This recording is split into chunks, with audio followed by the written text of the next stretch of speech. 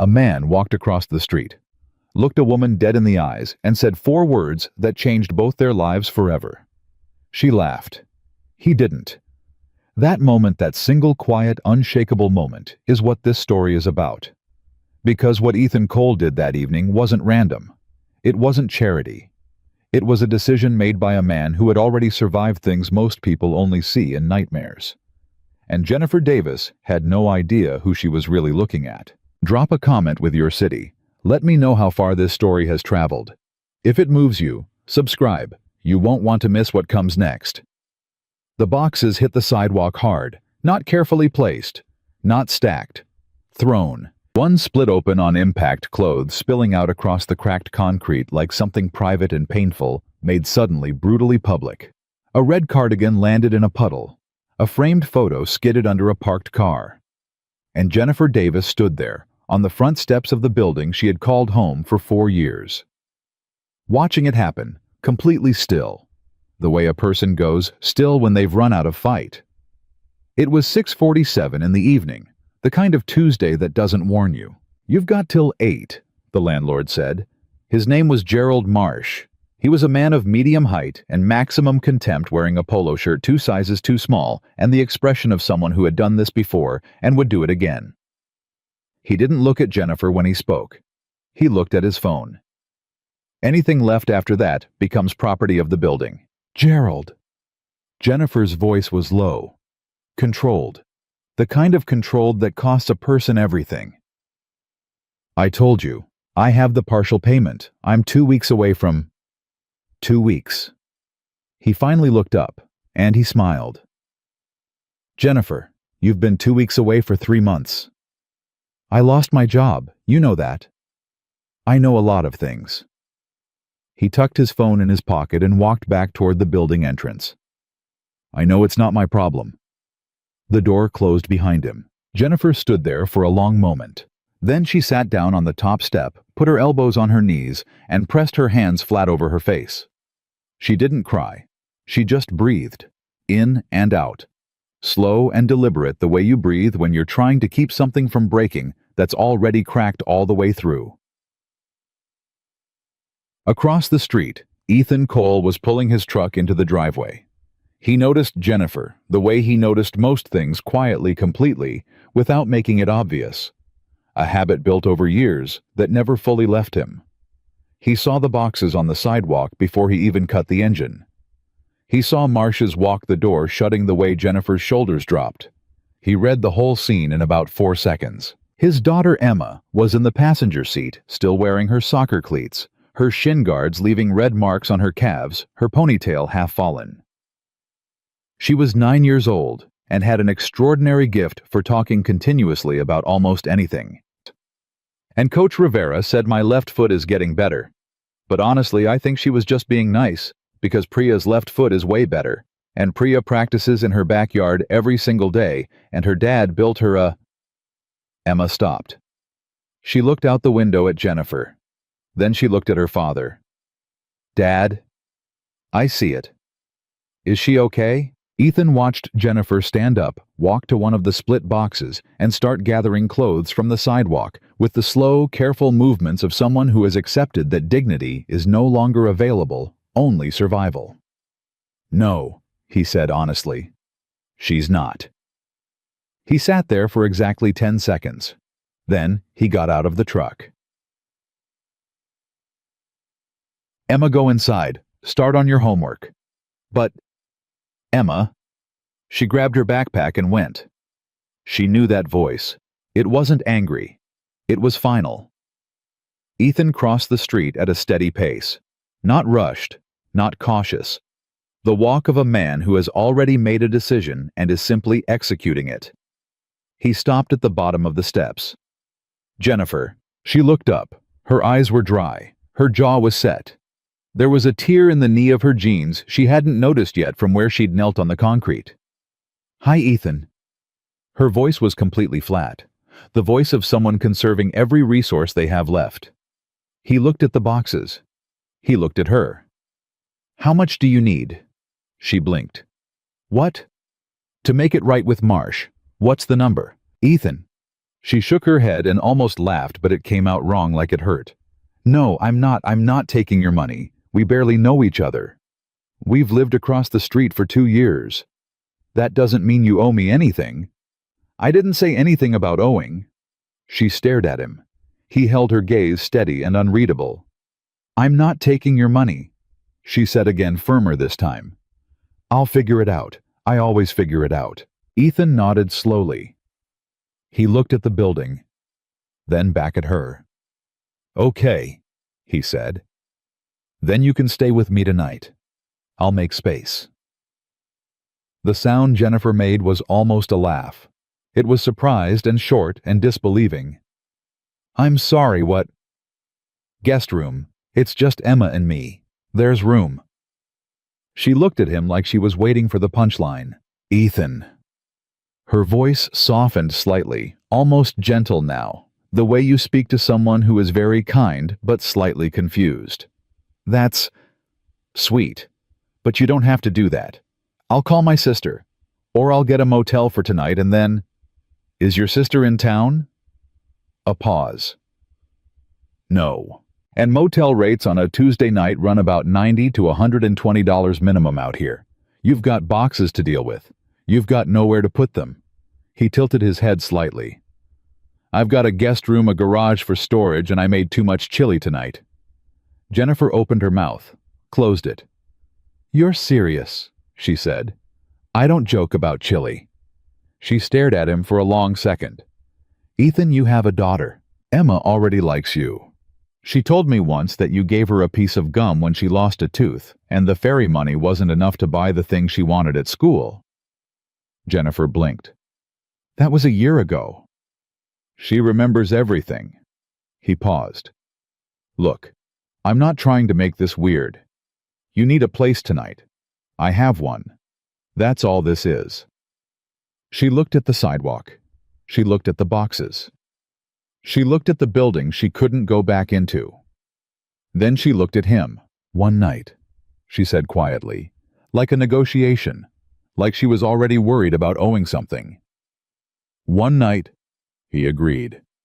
She picked up the red cardigan from the puddle, wrung it out without a word, and set it on top of the nearest box. I'm not eating your chili, she said. That's fine. She ate 2 bowls. Emma didn't ask a lot of questions, which was unusual. What she did instead was set a place at the table without being asked, then explain in considerable detail the rules of the household as she understood them. No phones during dinner. Everyone says one thing that happened that day, and the person who cooks doesn't do dishes. Dad cooks most nights, Emma said matter-of-factly, so I do dishes, but since you're a guest, I'll do them tonight. You can do them when you're not a guest anymore. Jennifer looked at Ethan over Emma's head. Ethan said nothing. He stirred the chili. That's very thoughtful, Emma, Jennifer said carefully. Do you have kids? Emma, Ethan said without turning from the stove. I'm just asking, Emma said, entirely unrepentant. It's okay, Jennifer said. No kids. Do you want some? Emma. What? It's a normal question. Jennifer smiled. It was the first real smile she'd managed in about 6 hours, and it reached her eyes. Maybe someday, she said. Emma nodded sagely, as though this were a perfectly satisfactory answer, and returned to her homework. After Emma went to bed, the house got quiet. Ethan set a clean towel on the guest bed and showed Jennifer where the bathroom was, where the extra blankets were, how the window stuck if you didn't lift it slightly before turning the lock. Small things. Practical things. He wasn't trying to fill silence. He just wanted her to feel like she could sleep. Ethan. She stopped him at the door. He turned. Why? She asked. Not confrontationally, genuinely. Like she actually needed to understand the math of it. He thought about that for a second. My wife left when Emma was 3, he said. Not left like it wasn't like that. She got sick. It moved fast. He paused. For about a year after my neighbor, a retired guy named Lou, about 70 years old, he used to just show up. Not with a reason. He'd mow my lawn. He'd leave groceries. One time, he sat on the porch with me for 4 hours and didn't say a single word. Just sat there. Ethan looked down the hall toward Emma's room. I never asked him why either, but I figured out eventually that some people they see something that needs doing and they do it. That's all. Jennifer was quiet. Lou sounds like a good man, she said finally. He was. Past 2 years ago. Ethan put his hand on the door frame. Sleep. Things look different in the morning. They always say that. It's usually true. He left her there. The door closed softly. Jennifer sat on the edge of the guest bed for a long time, looking at her hands. She thought about her apartment, what was left in it, what she'd left behind, what she'd grabbed. She thought about the phone calls she'd have to make tomorrow, the job application still open on her laptop, the 6-month gap in her resume she didn't know how to explain. She thought about Gerald Marsh's face when he smiled at her. And then she thought about Ethan walking across that street. No hesitation, no calculation, just across. She lay down. She didn't expect to sleep. She was out in 12 minutes. Ethan sat at the kitchen table after everyone was in bed. He didn't do that often, just sit. He was usually moving. There was always a work order to review Emma's school form, something that needed fixing. Stillness had never come naturally to him. It was something he'd had to learn in places, and under circumstances, he didn't talk about anymore, and even now, it sometimes felt less like rest and more like waiting. He stared at the table and thought about Jennifer's face when he'd said, "You can stay with me," the way she'd laughed, not because it was funny, because it was impossible, because the offer was so far outside the range of what she expected from another human being, that her brain defaulted to humor as the only available category. That bothered him. Not her specifically, her reaction made complete sense. What bothered him was the world that had taught her to find it impossible. He'd seen it before. In other places. In people who had been worn down so systematically that kindness registered as a threat or a trick. People who'd learned to wait for the catch because the catch always came. Jennifer wasn't broken, but she was braced. And that was its own kind of damage. He went to bed around 11. He lay in the dark and listened to the house Emma's ceiling fan, the neighbor's dog 2 houses down, the distant sound of traffic on the main road. He thought one night, that's what he'd said. He was already aware in the quiet mathematical way he processed most things that one night wasn't going to be enough. In the morning, Jennifer was up before him. He found her in the kitchen, standing at the counter with a mug of coffee she'd made herself, looking out the window at her former building. She didn't startle when he came in. She just said, "Your coffee maker has a crack in the carafe. You should replace it." He poured himself a cup. "Morning, morning." She turned. Her eyes were clearer than last night. There was something composed and carefully arranged about her this morning, the posture of someone who had made decisions overnight and was ready to implement them. "I made some calls. My friend Dana has a couch I can use until I figure out something more permanent. I have a job interview on Thursday. I should be... How long's the couch situation?" She stopped. "Jennifer, how long can you stay at Dana's realistically? A beat. She has 2 kids and her husband travels. Maybe a week. Maybe less." Ethan set down his mug. "Stay here," he said. "Not one night. Stay until you have something solid. Guest room's not being used. Emma doesn't mind, trust me, she'll tell you if she does. She has no filter whatsoever. You help with dinner twice a week, that's it. No rent, no obligation." Jennifer stared at him. "Ethan, I can't." "You can." He said it simply. "The question is whether you will." She was quiet. He could see her working through it, the pride, the math, the risk, the weight of accepting something without knowing what it was going to cost her. "People don't do this," she said quietly. "Some do." "Why are you doing it?" "Because you need somewhere to be, and I have somewhere. Because Emma is going to spend the next week asking me where the nice neighbor lady went if you leave today. And because..." He stopped, then quieter. "Because I know what it looks like when someone's trying to carry everything alone, and you don't have to." Jennifer looked at him for a long time. Outside, a car started. A dog barked. Emma's alarm went off down the hall, a cheerful, obnoxious sound like a cartoon bird. 2 weeks, Jennifer said finally. I'll be out in 2 weeks. Fine. And I'm doing dishes, all of them, every night. That's excessive. That's my condition. He almost smiled. Deal. Emma's door opened.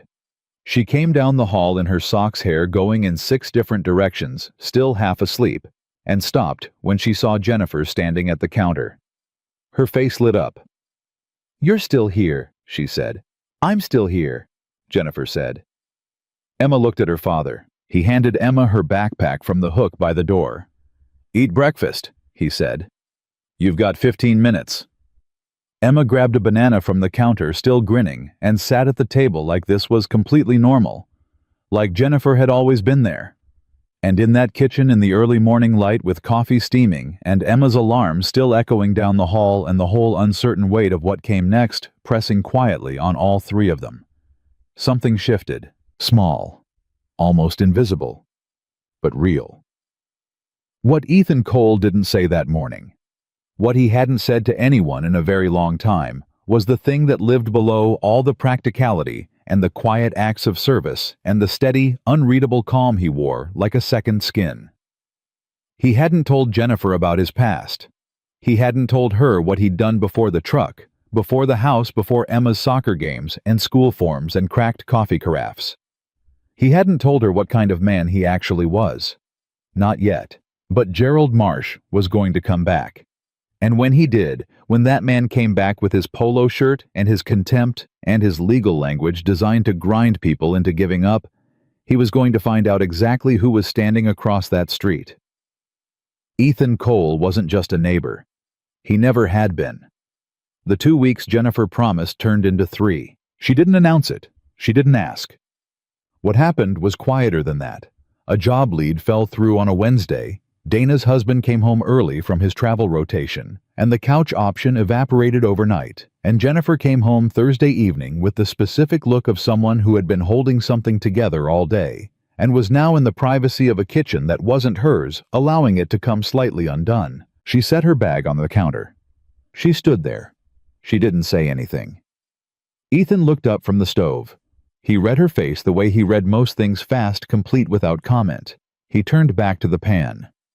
There's an extra plate, he said. That was it. That was the whole conversation. Jennifer sat down at the table. Emma slid a glass of water toward her without being asked, then went back to her math worksheet like it was nothing. Like this was just what people did for each other, which in this house apparently it was. The 2 weeks became 3. Nobody said anything about it. And then 3 became 4, and somewhere in that 4th week something changed. Not dramatically. Not with a conversation or a moment anyone could point to afterward. It was more like the house itself adjusted the way a living thing adjusts slowly and without announcement to a new presence. Jennifer's toothbrush appeared in the upstairs bathroom. Her jacket hung on the hook by the door next to Emma's cleats. Her handwriting showed up on the grocery list on the refrigerator: Greek yogurt. The good kind. Emma noticed all of it. Emma noticed everything. She just had the good sense for once in her 9 years not to mention it out loud. What Emma did instead was ask Jennifer to help her with a science project about ecosystems, which led to an hour at the kitchen table with colored pencils and index cards and a surprisingly heated debate about whether a coral reef counted as one ecosystem or many, and which led eventually to Jennifer laughing so hard at something Emma said that she had to put her head down on the table for a moment. Ethan heard that laugh from the hallway. He stopped walking. He stood there and listened to it, the way it was unguarded, real surprised out of her, and then he walked into the kitchen and poured himself a glass of water and didn't say anything, because there was nothing to say that wouldn't diminish it. But he heard it. He filed it away with the quiet precision of a man who had been trained to notice what mattered. The trouble started on a Thursday morning 12 days into Jennifer's stay. Ethan had already left for work. Emma was at school. Jennifer was at the kitchen table with her laptop open and her 3rd cup of coffee going cold beside her, working through a job application for an administrative coordinator position at a healthcare company downtown, when she heard a car slow in front of the house. She looked up. Gerald Marsh's silver sedan was parked across the street directly in front of her old building. He wasn't getting out. He was just sitting there, engine idling, looking at Ethan's house, looking at it in a way that had nothing accidental about it. Jennifer's hands went still on the keyboard. She watched him through the window. He stayed for maybe 2 minutes, long enough to make a point too short to be called anything, and then he drove away. She sat there after he left coffee, going cold cursor, blinking in the middle of a half-finished sentence about her professional qualifications. She didn't tell Ethan that night. She told herself it was nothing, a coincidence.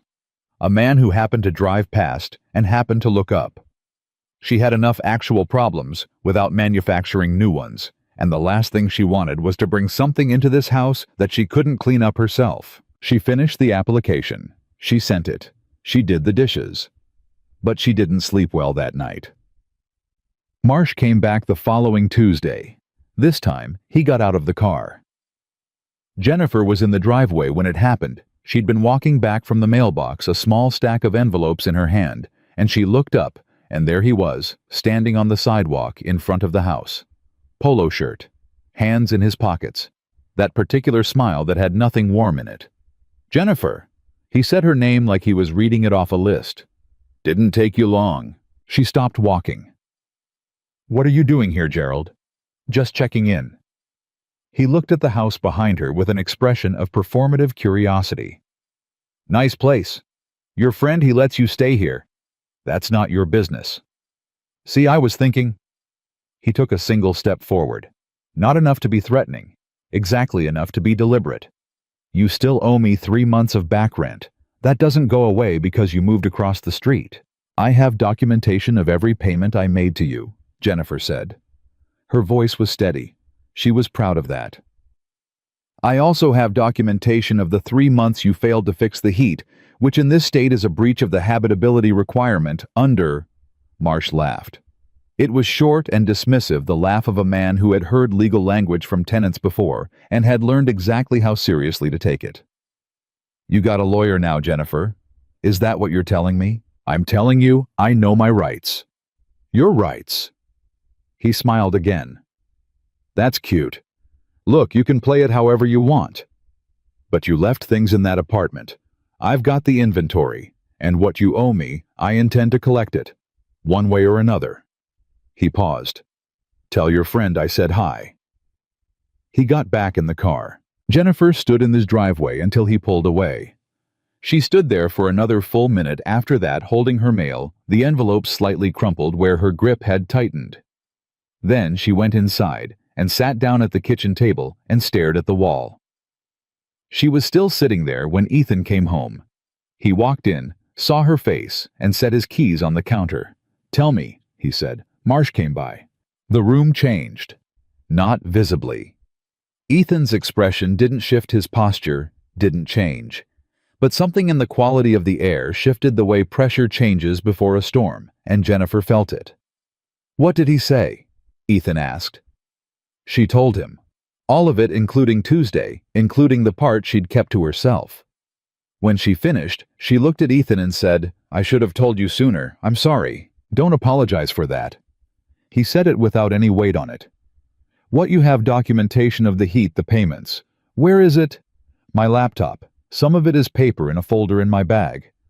Okay. He sat down across from her. Walk me through it. Everything you have. Let's see what we're working with. Ethan, you don't have to. Jennifer. He looked at her directly, not impatiently, not with the energy of someone who wants credit for helping, just level and clear and present. I want to understand what he has and what you have, that's all. Walk me through it. She pulled out her laptop. They sat at that kitchen table for 2 hours. Ethan didn't say much.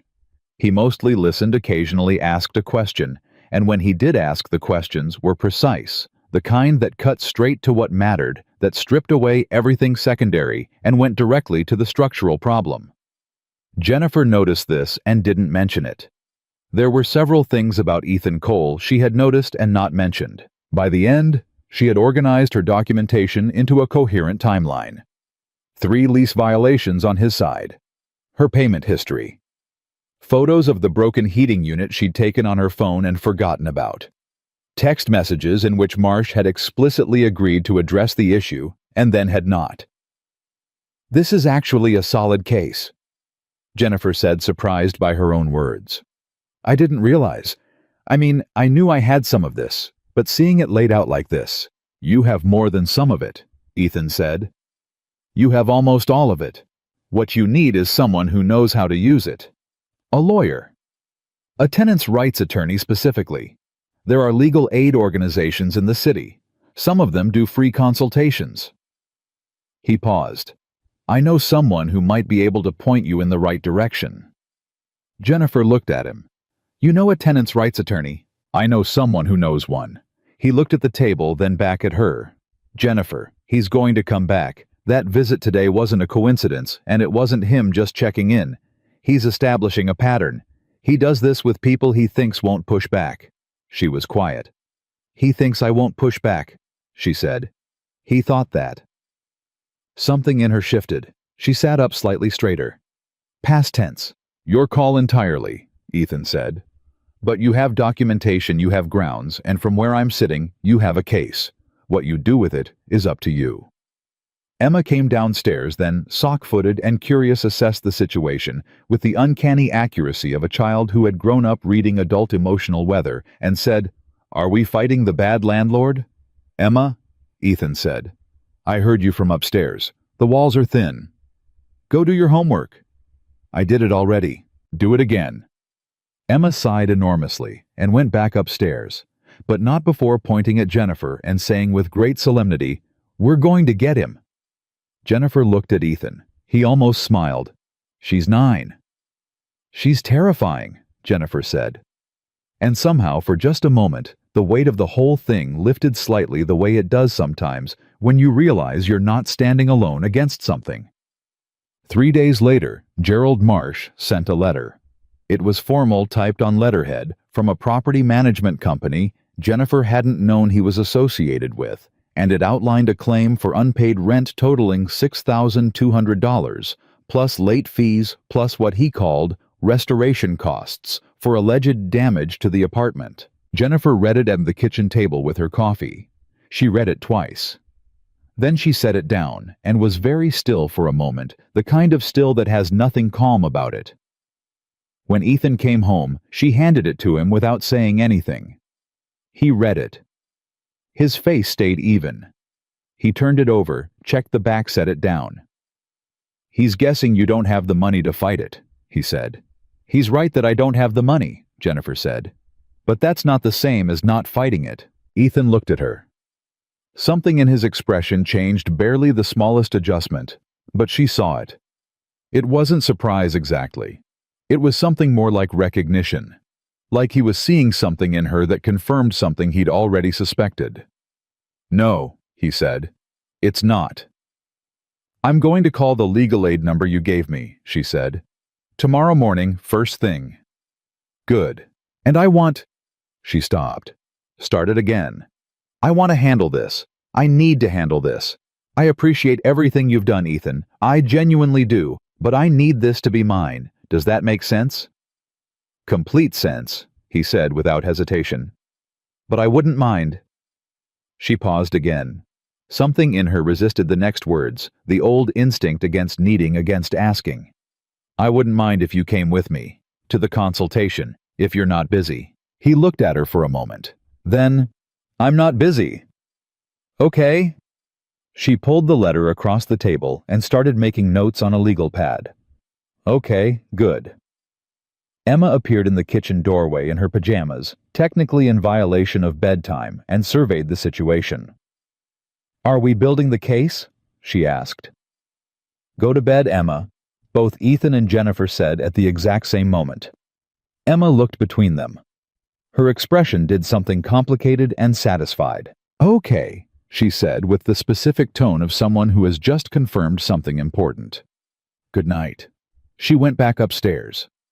Jennifer and Ethan looked at each other across the kitchen table, the legal pad between them, the letter from Gerald Marsh off to one side, and for a moment nobody said anything.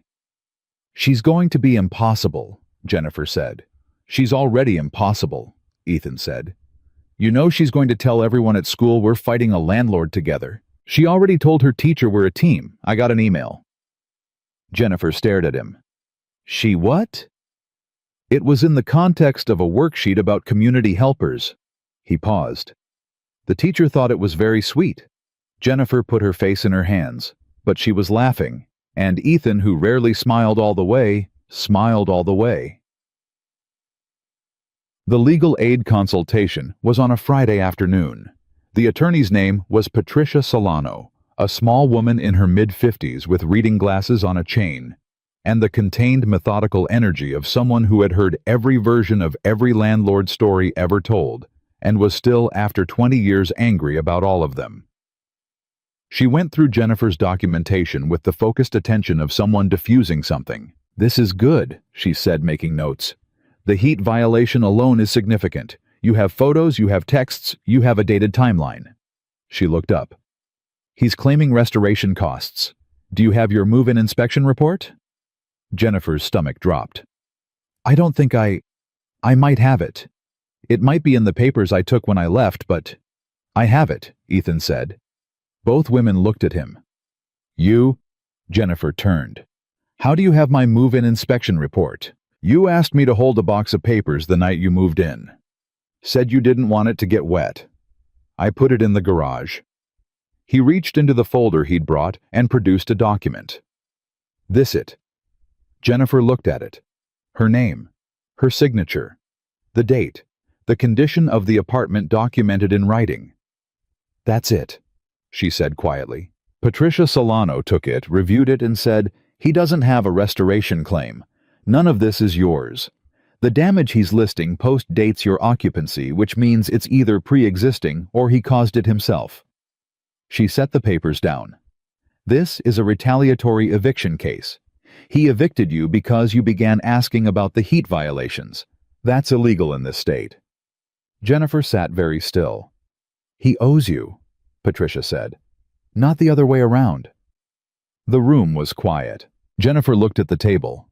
She thought about the boxes on the sidewalk, the red cardigan in the puddle, Gerald Marsh looking at his phone while he told her it wasn't his problem.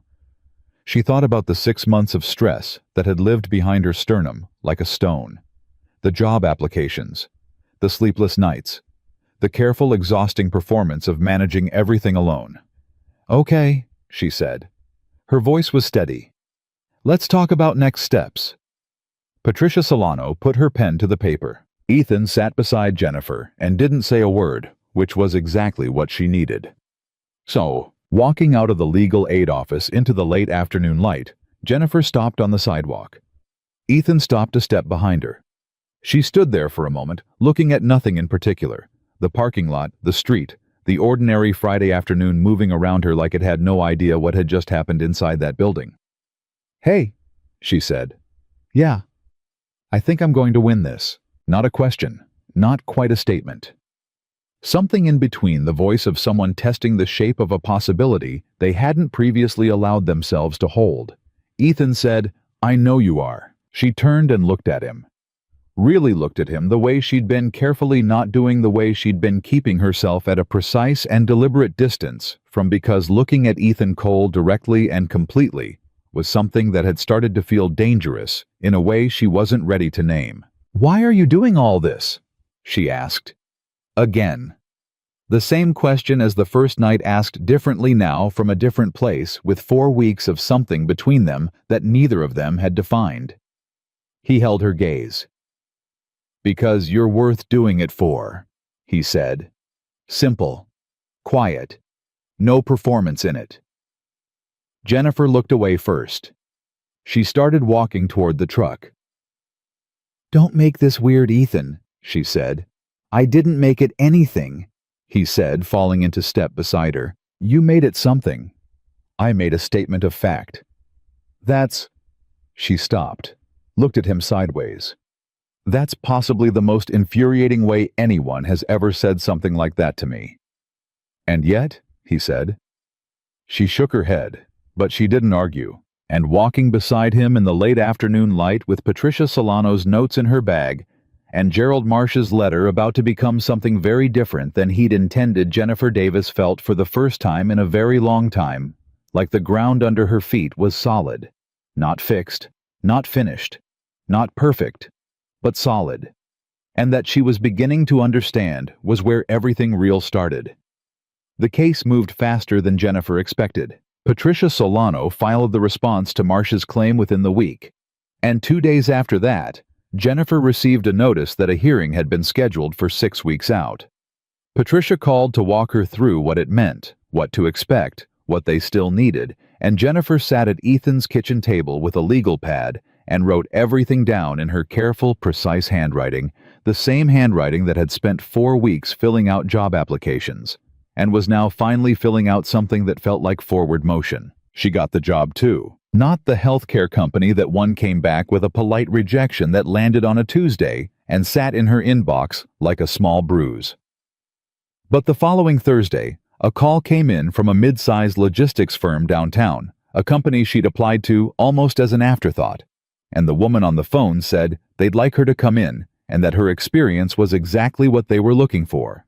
And Jennifer stood in the upstairs hallway and held the phone against her chest for a moment. After she hung up, just breathing, she told Ethan at dinner. Emma responded by standing up from her chair and doing what she called her victory lap, which was one circle around the kitchen table at a light jog, arms up. Ethan told her to sit down. She sat down, still grinning, and said, "I knew it. I told Dad you were going to get something good. I told him." "You told me," Ethan confirmed with the specific tone of a man who has learned to acknowledge these things before Emma escalates. Jennifer looked at him across the table.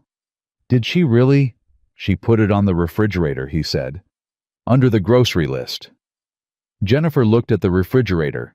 There below Greek yogurt, the good kind in Emma's round, emphatic handwriting. "Jennifer is going to get a great job soon." "I know it." The date at the top was from 2 weeks ago. Jennifer looked at that note for a long moment. Then she looked back at her food and didn't say anything, because there wasn't anything to say that wouldn't embarrass her. "Thank you, Emma," she managed. Emma waved it off like it was nothing. "I was just being realistic," she said. The night before Jennifer's first day at the new job, she couldn't sleep. She was in the guest room still. The guest room, though. The word had become something of a private joke between her and Ethan, since it had been 6 weeks, and the room had slowly, incrementally accumulated enough of her presence that calling it a guest room required a certain willful denial of reality. She lay on her back in the dark and stared at the ceiling and ran through the next day in her head, which was not a useful exercise, but was one she was constitutionally incapable of skipping. She heard a sound from downstairs, soft, deliberate. Movement in the kitchen. She got up. Ethan was at the counter with a glass of water, standing in the dark. He turned when she came in, unsurprised, the way he was generally unsurprised by things.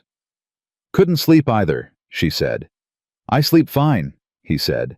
"I just wake up sometimes." She got herself a glass of water and stood on the other side of the counter. For a while, neither of them said anything. The house was quiet around them. Emma's ceiling fan, the distant road, the ordinary sounds of a house at 2 a.m. doing exactly what it was supposed to do. "Can I ask you something?" Jennifer said. "Yeah." "Where did you serve?" The question landed softly. She'd been carrying it for weeks, turning it over, setting it down, picking it back up. She didn't know exactly what she knew about Ethan, not in an articulable way, but she knew something. It was in the way he moved, the way he read a room, the way he'd looked at Marsh's letter, and immediately understood not just the content, but the strategy behind it.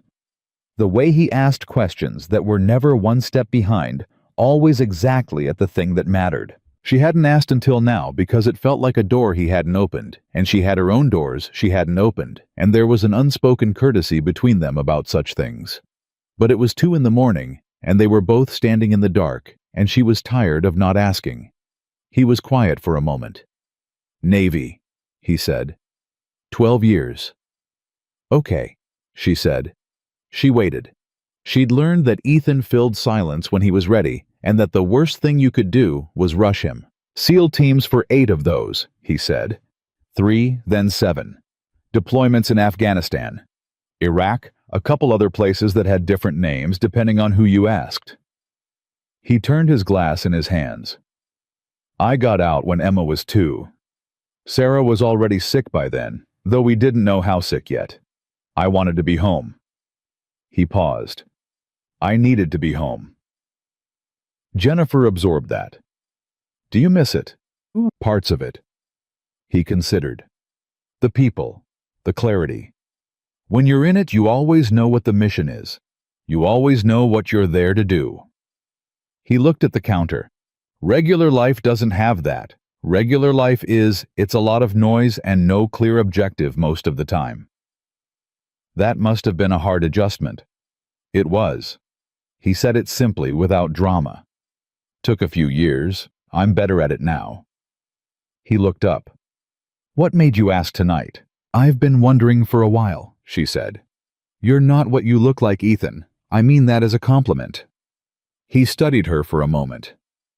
What do I look like? You look like a regular guy.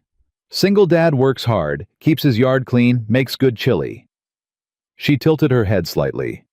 But you don't think like a regular guy. The way you handled Marsh's letter, the way you assessed it in about 30 seconds and knew exactly what he was doing and what we needed to counter it. That's not normal. Most people would have read that letter and panicked.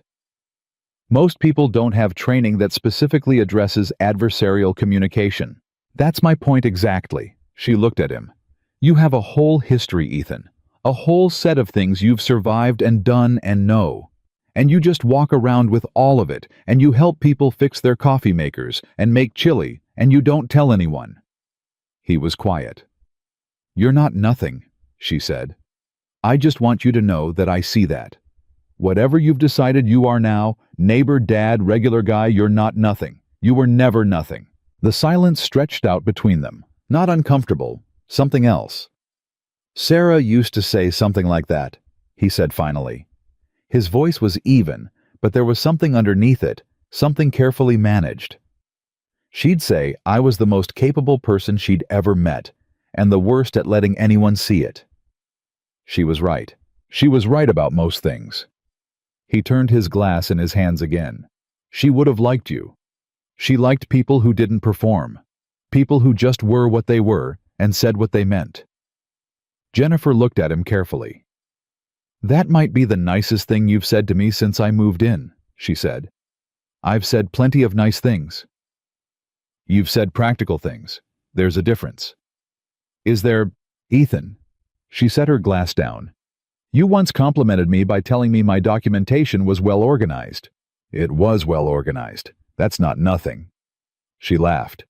Quiet, trying not to wake Emma, but real. And he smiled fully the way he had in the parking lot that Friday, which remained a relatively rare event, and therefore continued to do something slightly inconvenient to her when it happened. Go to sleep, he said. You have your first day tomorrow. I know. You're going to be fine. I know that too. She picked up her glass. Thank you for telling me about the Navy. You would have found out eventually. Maybe, but I'm glad you told me directly. She went back upstairs. Ethan stood in the kitchen a while longer in the dark and the quiet, and thought about Sarah, and thought about Jennifer, and thought about the specific geometry of what it meant to let someone in after you'd decided you were done letting people in. He went back to bed. He didn't sleep for a while. Marsh escalated on a Wednesday, not in person this time. Through Jennifer's phone, a text message from a number she didn't recognize, 4 words. Drop it. Walk away. And then 10 minutes later, from the same number, a photo. It was a photo of Emma. At school. In the pickup line. Walking to Ethan's truck. Jennifer stared at that photo for a long time. Her hands were completely still. Her face was still. But something happened behind her eyes that was very quiet and very cold. She called Ethan. He picked up on the second ring. I need you to look at something, she said. Can you talk? I'm on a job site. Give me 2 minutes. She heard background noise, then footsteps, then quiet. Tell me, he said. She told him. She sent him the photo. The silence on his end lasted about 4 seconds. Send me the number, he said. His voice was exactly the same as it always was, level clear. But it had a quality she hadn't heard before. Something underneath the levelness that was very old and very particular. Don't respond to it. Don't block it yet. I want to see if they send anything else. Ethan. Emma's fine. I'm going to call the school right now and tell them nobody picks her up except me until further notice. She's fine. He took a photo of your daughter, Jennifer said. Her voice came out harder than she intended. To scare me. I know. This isn't about rent anymore. No, it stopped being about rent when he came to the house. This is about him deciding you don't have the right to fight back. A pause. He miscalculated. I'm calling Patricia. Good. Tell her about the texts. This is harassment. It changes the legal picture. He paused again. Jennifer, are you all right? She thought about that for a moment. I'm angry, she said. Good, he said. Stay angry. Anger's useful. Fear is what he's counting on. She looked at the photo on her phone again. Emma's ponytail. Emma's soccer bag over her shoulder. Emma, who had written on the refrigerator that Jennifer was going to get a great job, who did her victory lap around the kitchen table, who had accepted Jennifer's presence in this house with the complete and uncomplicated generosity that only children are capable of. He doesn't get to do that, Jennifer said quietly. No, Ethan said. He doesn't. That evening, Ethan called a man named Darius Webb. Jennifer only heard one side of the conversation from the kitchen where she was helping Emma with homework while Ethan stood out on the back porch with the door half open. She wasn't trying to listen. She just heard fragments. Same teams, yeah. 7 years ago now. And then, I need to know if there's a pattern. Other tenants, other properties. If this guy does this routinely, there's a bigger case. And then quieter. The photo was of my daughter Dee. I need to know who I'm dealing with. Emma looked up from her worksheet. Who's Dad talking to? An old friend, I think, Jennifer said. Emma considered this. Dad doesn't have a lot of old friends that call, she said thoughtfully. He has a lot of old friends, but most of them are. Dad says they're scattered. He says that's what happens when your whole life for 12 years was... She stopped, looked at Jennifer. Did he tell you about the Navy? He did. Emma nodded, processing this. He doesn't tell most people, she said. Like he'll answer if you ask him, but he doesn't bring it up. She looked at her worksheet, then back up. He told you. He did, Jennifer said again. Emma held her gaze for a long moment with the particular intensity of a 9-year-old who is performing a calculation that has nothing to do with math. Okay, she said, and went back to her worksheet. Ethan came back inside, pocketed his phone, and looked at the two of them at the table. Everything okay? Jennifer asked. Getting clearer, he said. He sat down at the table.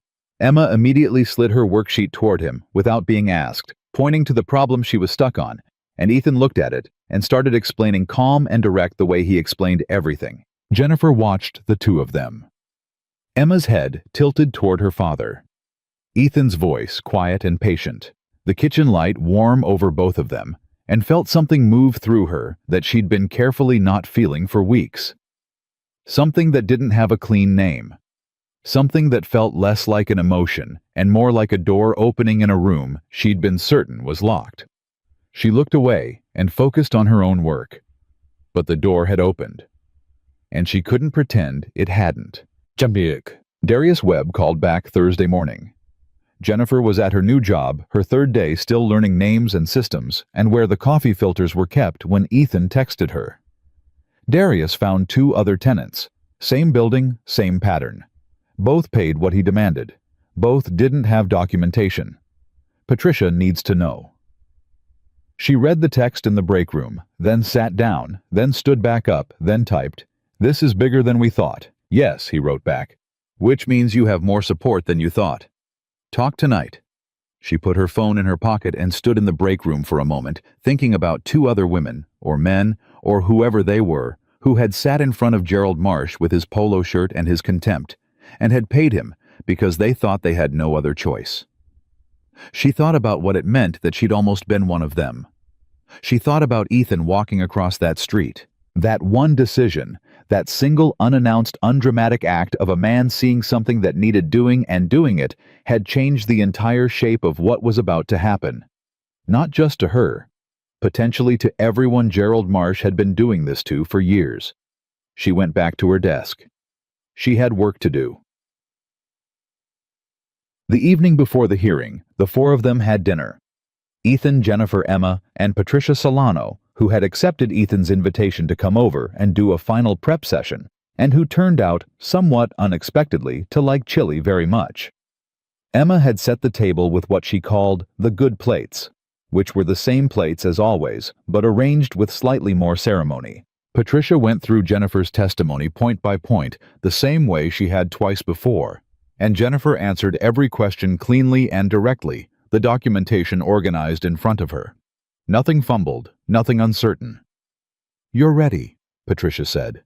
"I know," Jennifer said, and she meant it. Emma, who had been sitting at the far end of the table with her math homework and listening to everything with the focused attention of a courtroom reporter, looked up and said, "Jennifer, can I say something?" "Emma," Ethan said. "It's important." Ethan looked at Jennifer. Jennifer looked at Emma. "Go ahead," she said. Emma put down her pencil. "He picked the wrong person," Emma said. "Marsh, he looked at you, and he thought you were someone who was alone. But you weren't alone, and now he's going to find that out." She picked her pencil back up. "That's all." The table was quiet. Patricia looked at Emma, then at Ethan, then at Jennifer. "She's something else," Patricia said. "She really is," Jennifer said. Emma went back to her homework, apparently satisfied, and the conversation moved on. But Jennifer looked at Ethan across the table, and he was already looking at her, and neither of them said anything. They didn't need to. Tomorrow was the hearing, and Jennifer Davis was ready. The morning of the hearing, Jennifer woke at 5:15. She didn't set an alarm. She just woke the way you wake before something important, not rested, not ready, but present. Fully, unavoidably present. She lay in the dark for about 40 seconds, running through the day's structure the same way she'd been trained to do at every job she'd ever had. Identify the objective. Identify the obstacles. Identify what you control and what you don't. It was a small discipline, almost unconscious by now, and it helped. She got up, showered, put on the gray blazer she'd pressed the night before, and came downstairs. Ethan was already in the kitchen. Coffee was made, 2 cups were out. He was at the counter reading something on his phone, and he looked up when she came in and said, "You look good." In the matter-of-fact way, he said most things which somehow made it more effective than if he'd made a production of it. "Thank you," she said. She poured her coffee. "How do you feel about today?" "It's your day," he said. "How do you feel about it?" Honest answer. Always. "I feel like I've been waiting 6 months to say out loud in a room with a judge and a record what actually happened. And I'm ready to say it." She wrapped both hands around her mug. "I'm also aware that the legal system doesn't always care about what actually happened. So I'm holding both of those things." Ethan nodded. "That's the right way to hold it." Patricia said our case is strong. "It is. But strong doesn't mean certain." "No," he said. "It doesn't." He looked at her directly. "Whatever happens today, you stood up. You built the case. You got here. That's already done, and nothing that happens in that room takes it away from you." She looked at him over her coffee. "You know," she said, "you've gotten marginally better at saying things that aren't purely practical." "I've been working on it. It shows." Emma came downstairs at 6:30 in her school clothes, assessed the situation in one sweeping glance, and announced that she had made Jennifer a good luck card during what was technically her reading time last night, but which she felt was a justifiable exception given the circumstances. The card was folded construction paper orange with a drawing on the front that depicted what appeared to be a courtroom scene complete with a figure labeled Jennifer, standing tall at a table, a much smaller and somehow visually menacing figure labeled Bad Landlord on the other side, and a third figure in the back row labeled us with an arrow pointing to two stick figures of varying heights. "That's me and Dad," Emma clarified, pointing to us. "I see that," Jennifer said. "We're cheering for you. Even though we can't be in the room for the actual hearing part, because Patricia said observers are limited and it's better to keep it clean, but we'll be outside." "Emma, you have school," Ethan said. "I know, but in spirit, we'll be outside." Emma held eye contact with Jennifer with an intensity that was frankly remarkable for 6:45 in the morning. "You're going to win." Jennifer folded the card carefully and put it in her blazer pocket. "Thank you," she said. "That means a lot." Emma accepted this with a nod and went to eat her cereal. The hearing room was smaller than Jennifer had imagined. She didn't know what she'd been picturing. Something more cinematic, maybe with high ceilings and wood paneling, and a judge with the gravity of someone who had been carved from the mountain. What she got was a room about the size of a large conference room.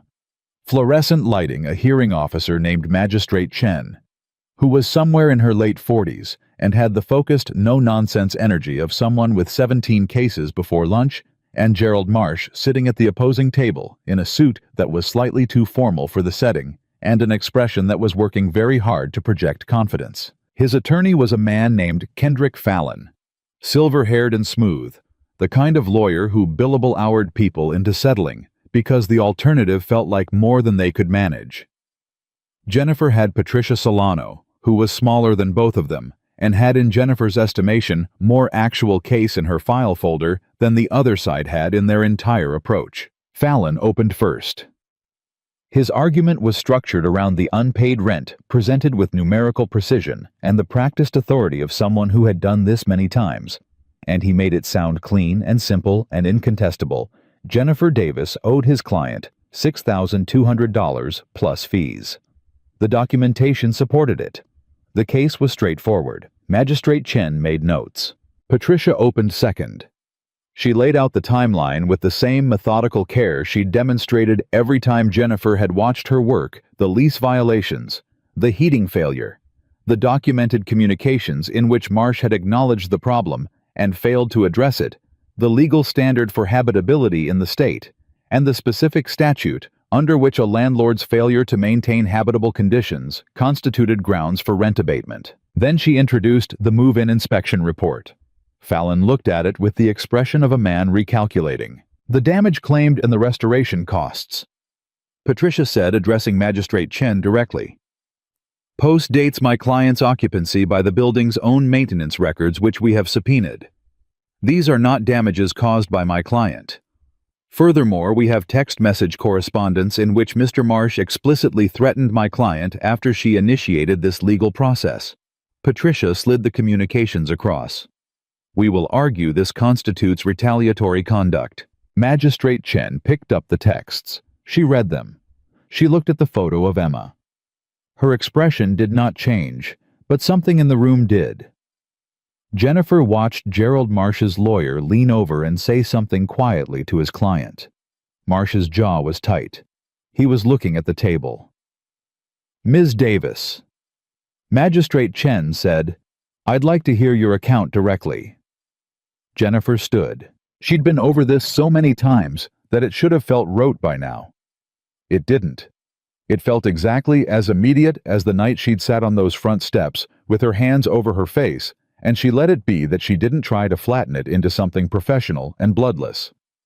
She was calm, but she was present, and what she said was true, and she said it clearly. She talked about the heat, the calls to Marsh that went unreturned, the texts she'd sent politely at first, then with increasing urgency as November turned to December and the temperature in her apartment dropped below 50 degrees some mornings.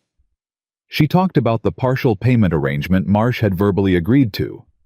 She talked about the night he'd changed the locks and thrown her boxes onto the sidewalk without the required written notice in violation of state eviction procedure. She talked about the photo of Emma. She said that part simply and without theater because it didn't need theater. She said, "A child, walking to her father's truck after school, photographed and sent to me as a warning." She looked at Magistrate Chen. "I want it on the record that that happened. Whatever the outcome today, I want that on the record."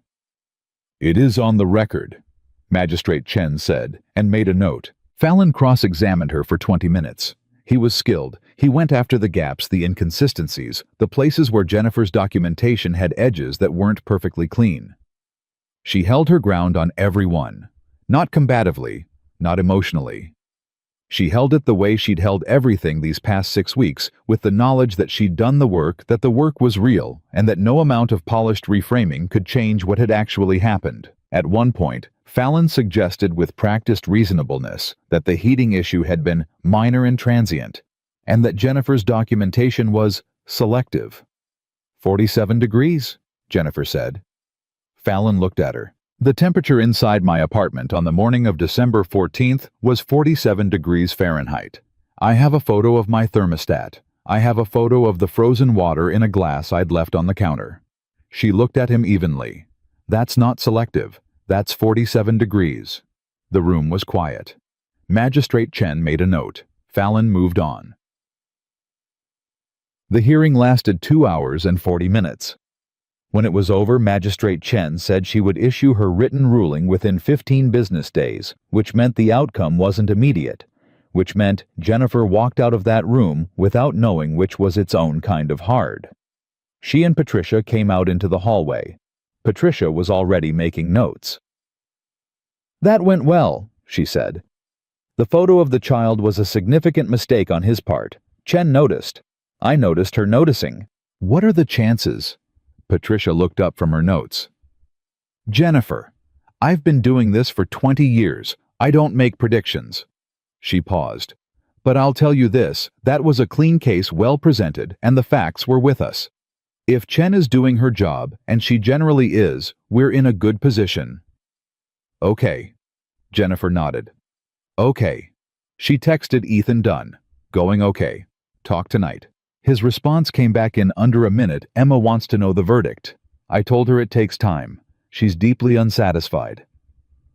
Jennifer read that in the hallway outside the hearing room, and laughed, short and surprised, and several people walking past looked at her. She didn't care.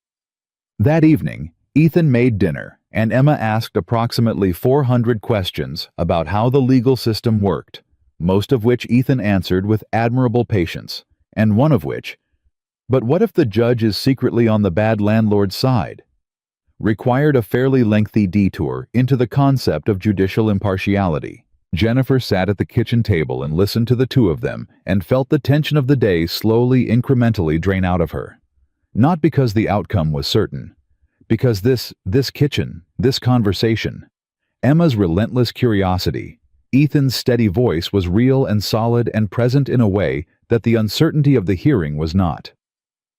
After Emma went to bed, Ethan and Jennifer sat on the back porch. It was a warm evening, the kind that arrives in late spring like a promise. Jennifer had a glass of wine.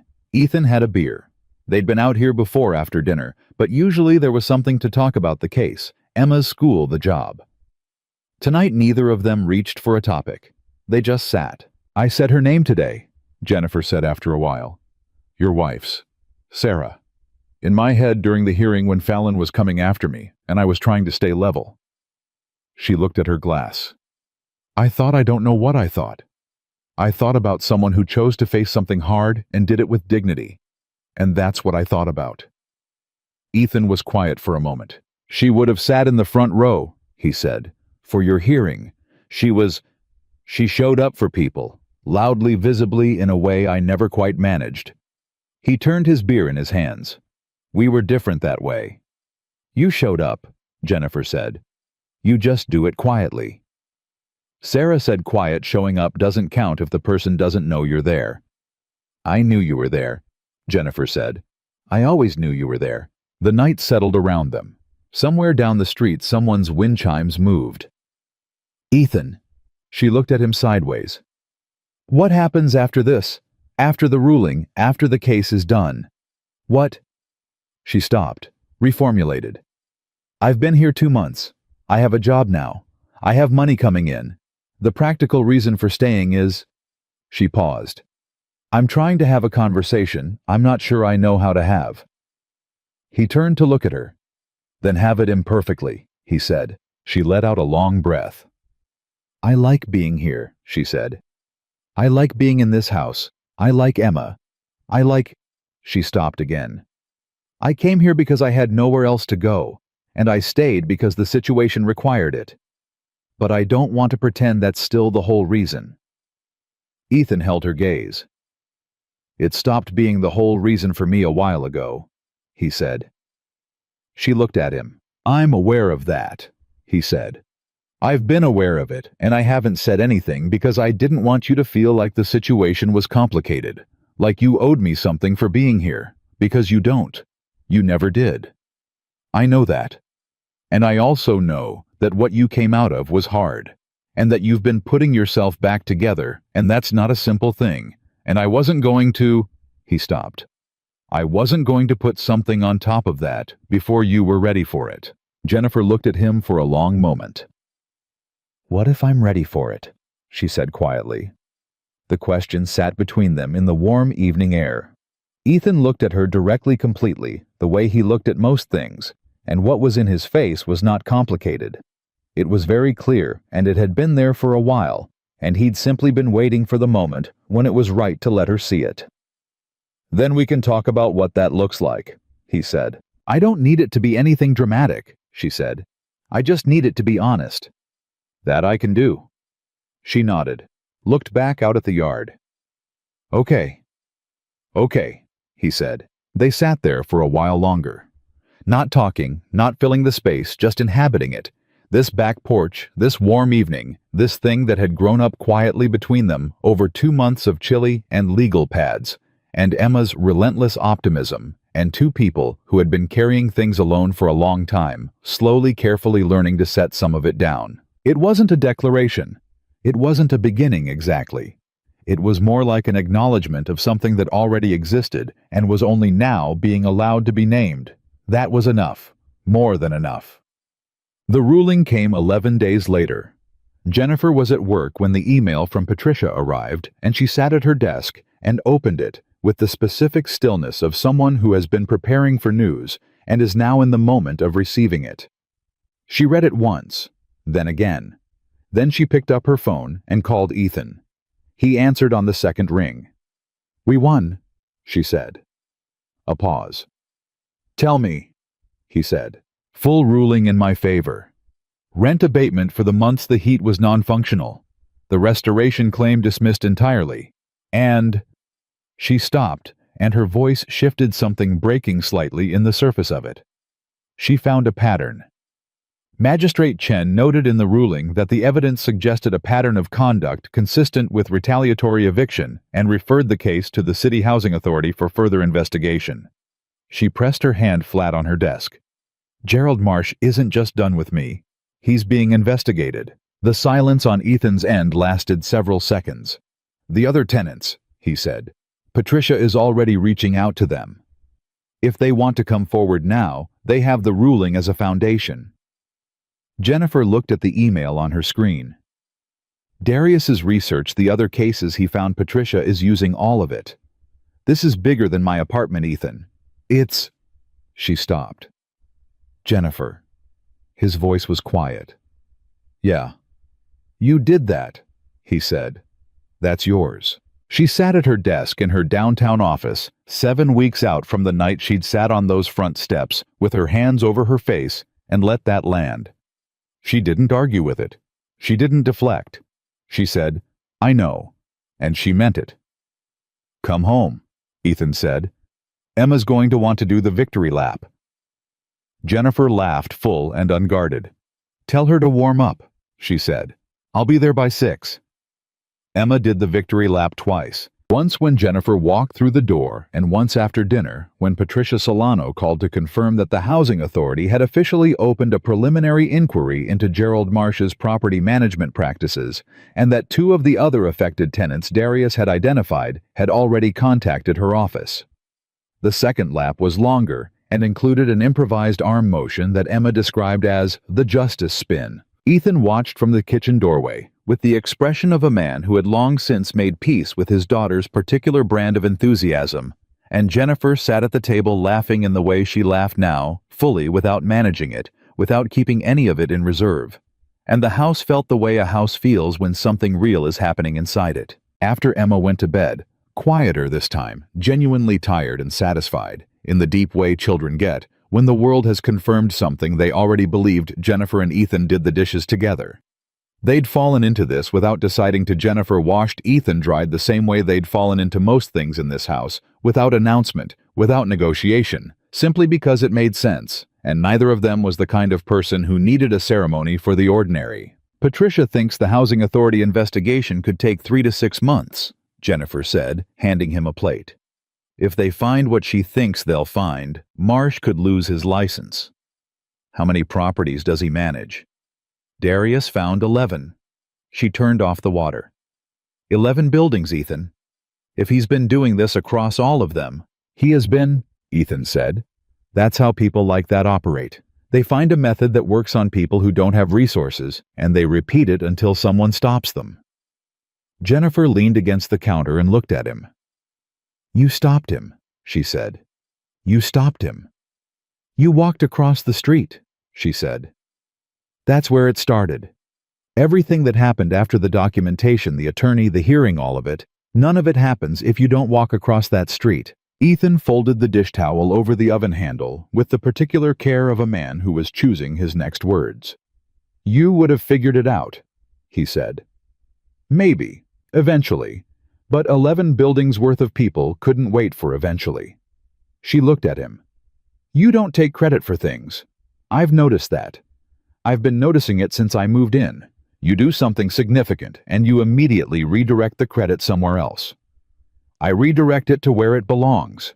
Ethan, she kept her voice even, will you just let me tell you that you did something good without deflecting it? He looked at her. Something in him adjusted. That small, almost invisible shift she'd come to recognize the moment when Ethan Cole decided to let something in rather than redirect it away. Okay, he said quietly. You did something good, she said. You changed the outcome for a lot of people, and I'm grateful. Not because I owe you anything, just because it's true. He held her gaze. Thank you, he said. And he meant it. She could tell he meant it because with Ethan there was never any performance. And when he said something, he said it from the place it was actually true. The kitchen was quiet. The house settled around them. The small sounds of an ordinary night. And Jennifer thought about the first evening she'd stood here eating chili. She'd said she wasn't going to eat, and watching a 9-year-old explain household rules with the authority of a tenured professor. And she thought about how impossible it would have seemed then, that version of herself sitting on those front steps with her hands over her face, that this was where she'd end up, not just safe, not just back on her feet. Here, in this specific kitchen, with these specific people. I want to tell you something, she said. Tell me. She looked at the dish towel hanging on the oven handle, the coffee maker with the cracked carafe she'd been meaning to replace for weeks, the grocery list on the refrigerator with her handwriting on it next to Emma's. I haven't had a home in a long time, she said. Not just an apartment. I mean a place where I felt like I was supposed to be, like the walls knew me. She paused. I grew up moving. My dad's work moved us every 2 or 3 years, and I got good at not getting attached, at keeping things light so they were easy to carry. And then I got older, and I kept doing it without thinking about why. She looked at him. This house feels like a home to me, and I'm aware that's a complicated thing to say given everything, and I'm not saying it to put pressure on anything. She stopped. I wanted you to know that it's real. Whatever else happens or doesn't happen, that part is real. Ethan was quiet for a moment. Then he said, It's been a home since Sarah. I kept it up because of Emma, because Emma needed it to be. But there were years when it was just a structure I maintained, functional, good enough. He looked around the kitchen. It started feeling like itself again when you got here. I noticed that. I didn't say it because I didn't know how to say it without it sounding like I was building something you hadn't agreed to build. Jennifer looked at him. "I'm agreeing now," she said. The words were simple. They were enough. They didn't need elaboration or ceremony because both of them had lived long enough to know that the real things rarely did. Ethan moved, and she met him halfway. And what happened was quiet and certain, and not at all like the things either of them had been afraid of. Not an obligation, not a performance, not a thing driven by circumstance or gratitude, or the convenient proximity of two people in a difficult situation. It was a choice, deliberate and clear, and made with full knowledge of each other, and it felt like ground. 3 weeks later, Jennifer found an apartment 2 miles away.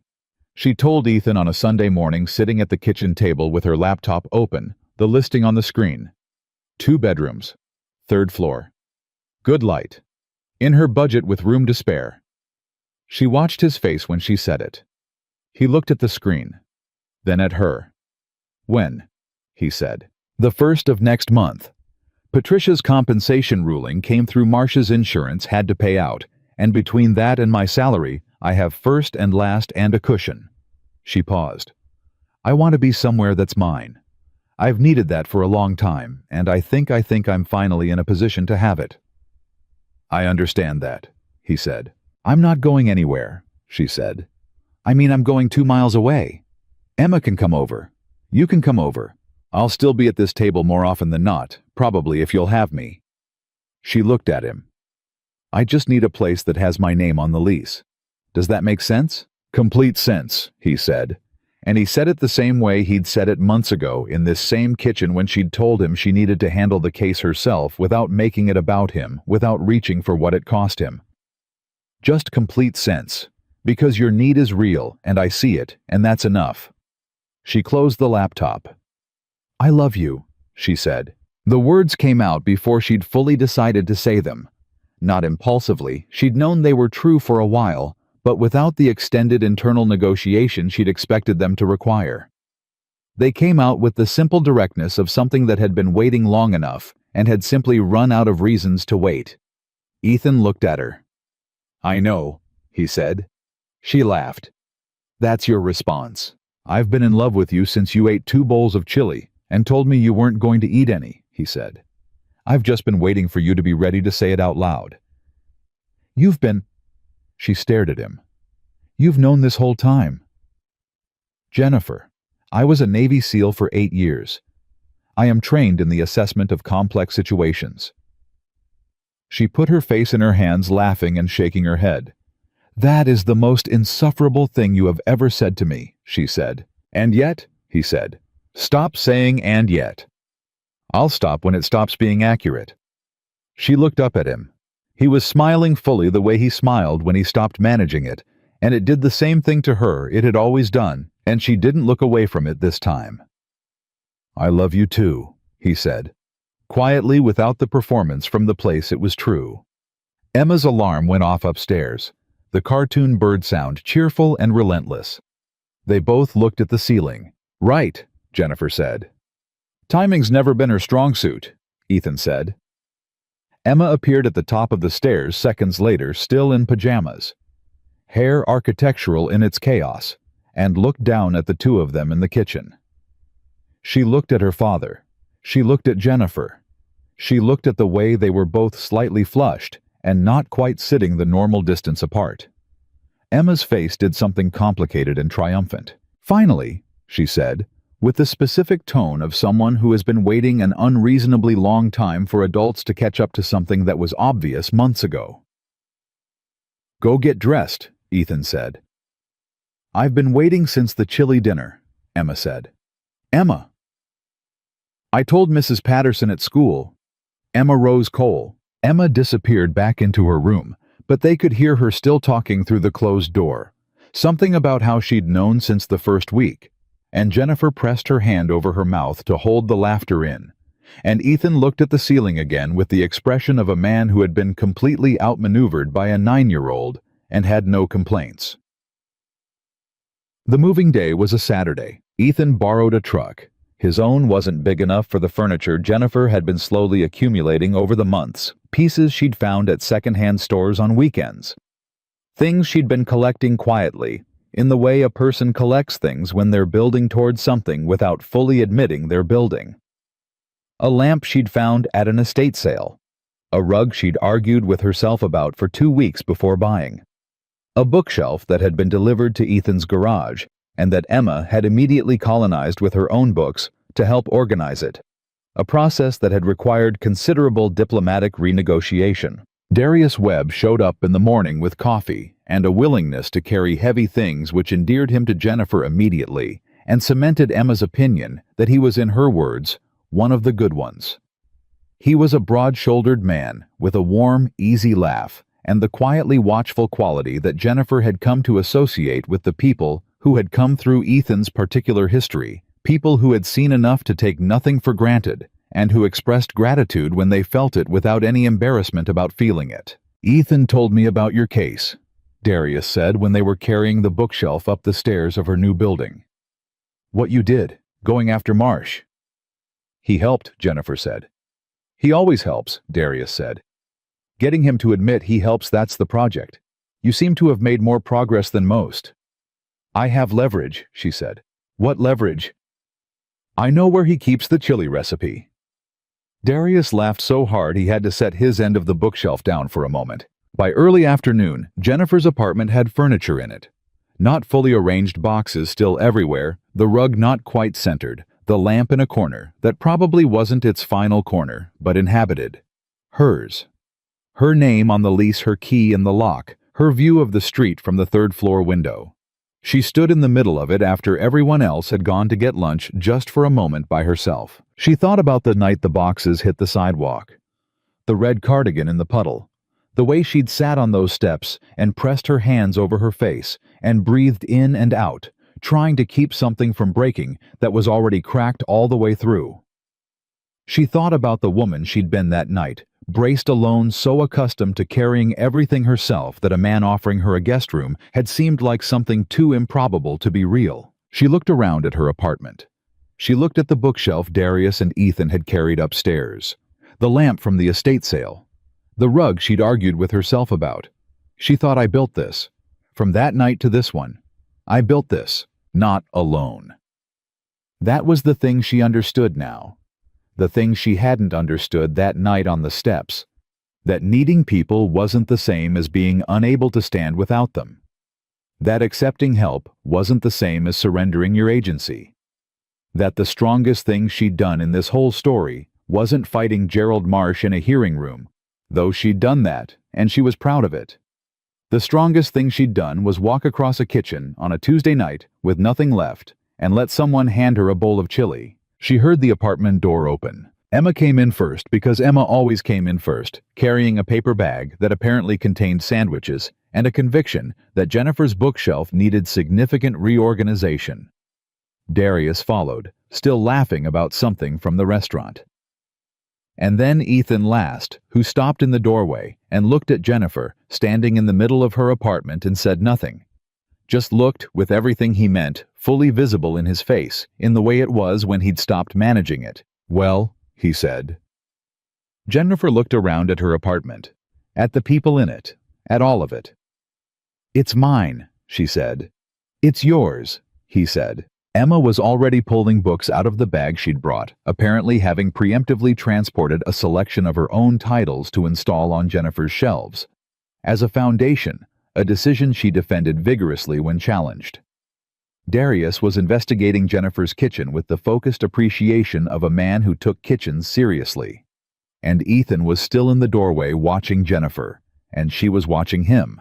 And between them was everything that had happened from the night those boxes hit the sidewalk to this afternoon in her own apartment with her own key and her own name on the lease. From that to this. Because one man had seen something that needed doing and had walked across a street. Because one woman had decided after a lifetime of keeping things light enough to carry that she was ready to put something down and let it be heavy and real and hers. 6 months after the hearing, the Housing Authority completed its investigation of Gerald Marsh. Patricia Solano called Jennifer on a Thursday morning, and Jennifer was at her desk at the logistics company when the call came in, and she stepped into the hallway and stood with her back against the wall and listened. Marsh lost his license. All 11 properties were transferred to court-appointed management. 4 additional tenants came forward with cases of their own cases that Patricia's office was now handling with Jennifer's original ruling as the legal foundation. The investigative report cited a years-long pattern of retaliatory eviction habitability violations and tenant intimidation. Jennifer stood in that hallway for a long time after she hung up. She thought about something Emma had said months ago at the kitchen table with her pencil in her hand, and the certainty of someone who hadn't yet learned to doubt her own instincts. He picked the wrong person. He looked at you, and he thought you were alone. She hadn't been alone. She called Ethan. He picked up on the second ring. Marsh lost his license, she said. He was quiet for a moment. Then, tell me. She told him, all of it. When she finished, the hallway was quiet around her, and she could hear him breathing on the other end, and she knew without being able to see his face that he was in that particular stillness. He went to when something had landed fully. Not celebration, not relief, something more like the deep, wordless satisfaction of a thing having come to its right conclusion. Patricia said 4 more tenants are coming forward, Jennifer said, because of our case. Because we didn't settle, because we went to the hearing, because the ruling is on record. She stopped. Her voice had done something she hadn't fully anticipated, and she steadied it before continuing. People who were alone in this, Ethan. People who thought they had no choice. And now they have a foundation. You gave them that, he said. We gave them that. She looked at the wall across from her. Plain drywall. Nothing special. Can I ask you something? Always. That night, when you came across the street, the boxes on the sidewalk, me sitting there. She paused. What did you actually see in that moment? What made you get out of the truck? He was quiet for a moment. I saw someone who had been told the situation was her fault, he said. That's what that looks like when someone's been ground down that way. There's a specific kind of stillness. You were too still. Like you'd already accepted something you shouldn't have accepted. He paused. And I thought, I know what it feels like to stand next to something unjust and not act. I've done it when I had to, when the mission required it, and I've carried that. His voice was even. When I don't have to, when there's no constraint, when it's just a man on his own time, on his own street, I act. It's a simpler version of the same principle. Jennifer pressed her free hand flat against the wall. Lou would be proud of you, she said. The retired neighbor who had shown up without reasons, who had sat on a porch for 4 hours without saying a word. I think about him sometimes, Ethan said. Whether he knew what it meant, whether he understood what he was doing for me. A pause. I think he just did it.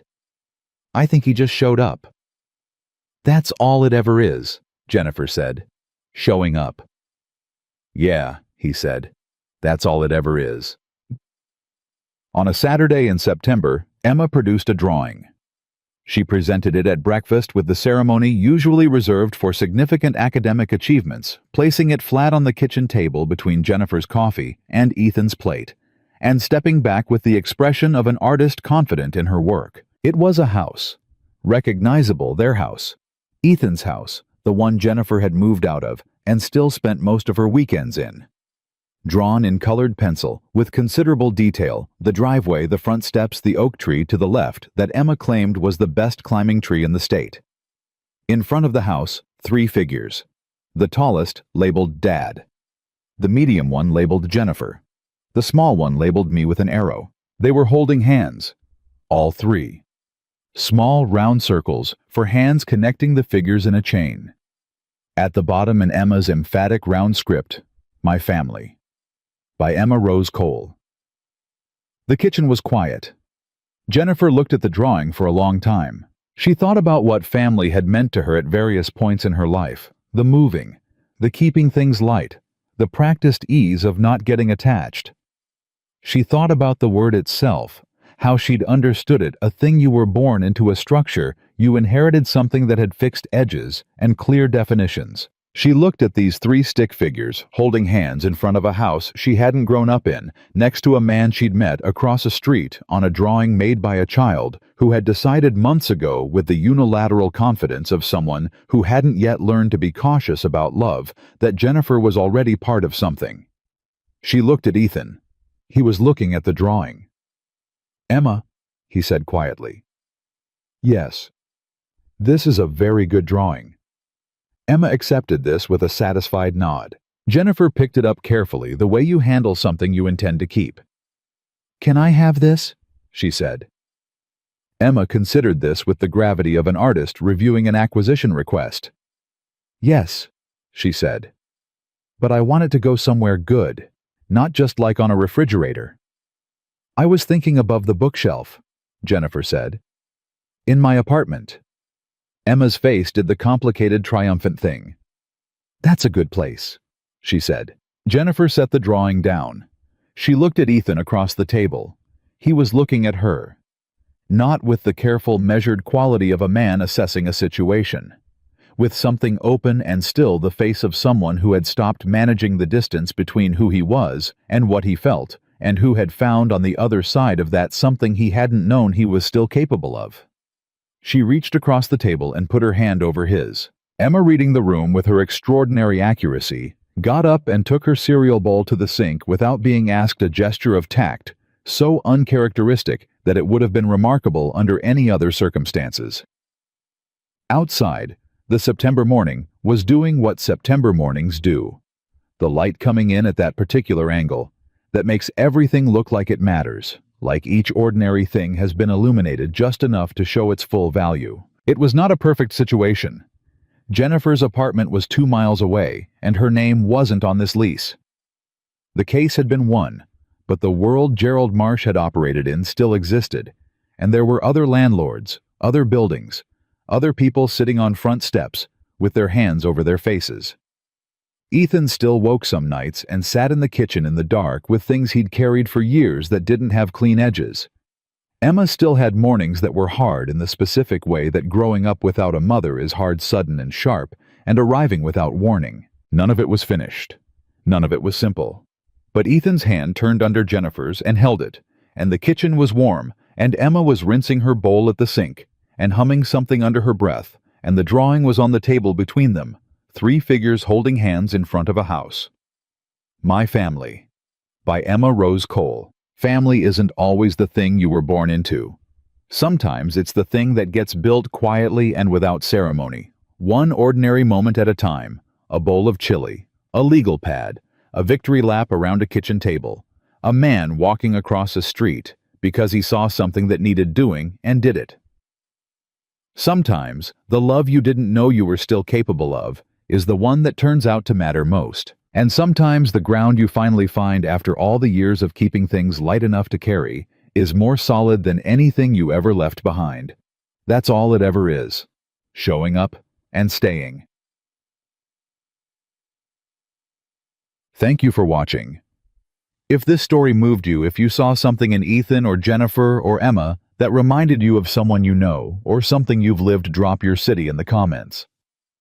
I want to see how far this one travels. And if you haven't subscribed yet, this is your sign. There are more stories where this one came from. We'll see you there.